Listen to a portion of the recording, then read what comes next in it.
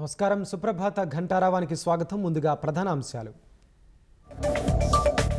Formula ఈ race కేసులో జోరందుకోనున్న విచారణ ప్రక్రియ. నేడు ఏసీబీ ముందుకు అరవింద్ కుమార్, ఈడీ ముందుకు బిఎల్ఎన్ రెడ్డి.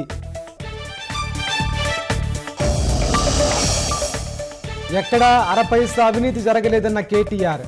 ఎలాంటి విచారణైనా ఎదుర్కొనేందుకు సిద్ధమని ప్రకటన.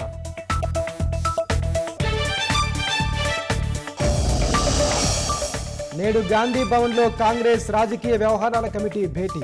పీసీసీ కార్యవర్గం కూర్పు, నామినేటెడ్ పోస్టుల భర్తీపై చర్చ.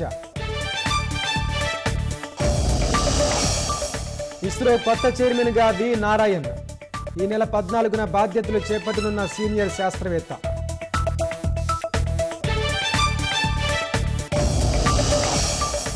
అమెరికా భద్రతకు పనామా కాలువ, గ్రీన్లాండ్పై నియంత్రణ చాలా ముఖ్యం.